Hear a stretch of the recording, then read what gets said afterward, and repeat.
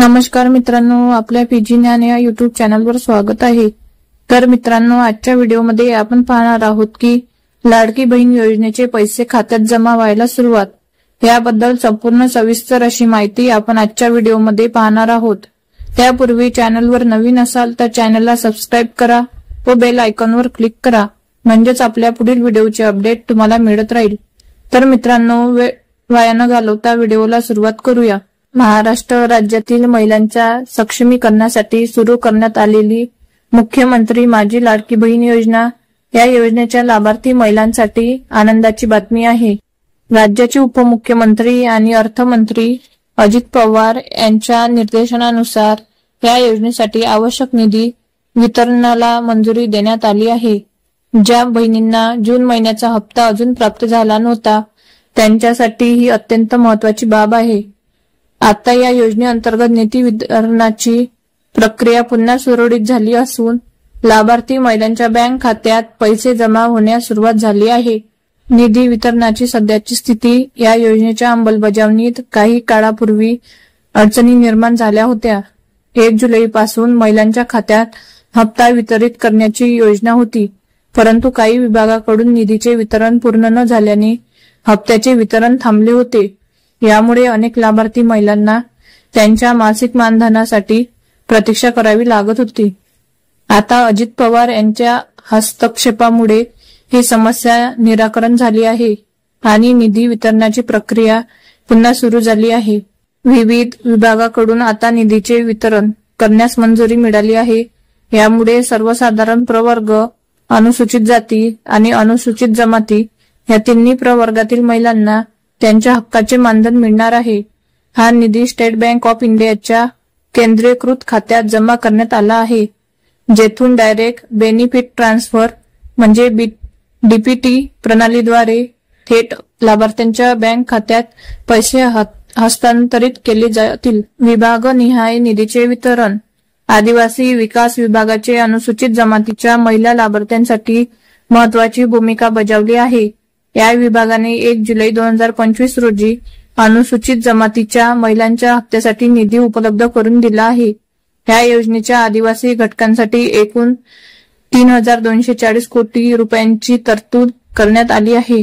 जून महिन्याचा हप्ता वितरित करण्यासाठी 33.70 कोटी रुपयांचा निधीला 1 जुलै 2025 रोजी मंजुरी मिळाली आहे। हे निधी आदिवासी समुदायातील महिलांच्या आर्थिक सक्षमीकरणासाठी अत्यंत महत्त्वाचे आहे।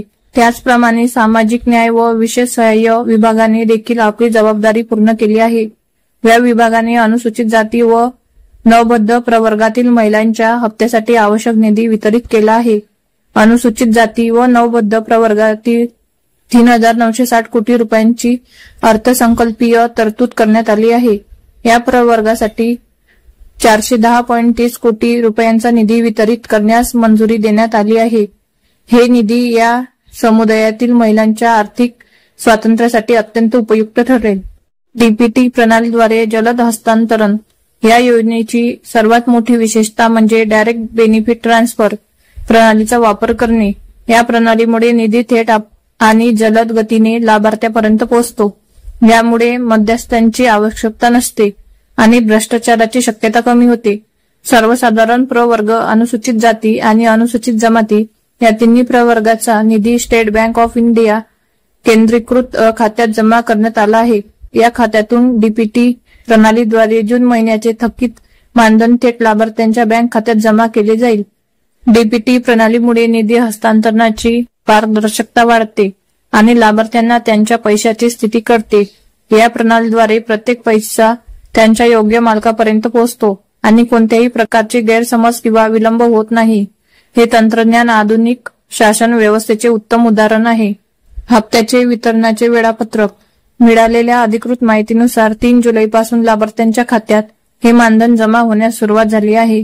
साधारणतः 7 जुलैपर्यंत सर्व पात्र महिलांच्या खात्यात 1500 रुपयांचा हप्ता पूर्णपणे वितरित केला जाईल अशी अपेक्षा आहे।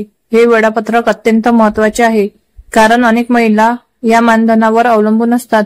त्यांच्या मानसिक खर्चासाठी या योजनेमुळे महिलांना आर्थिक सुरक्षा मिळते आणि त्यांचे घरगुती परिस्थिती सुधारते।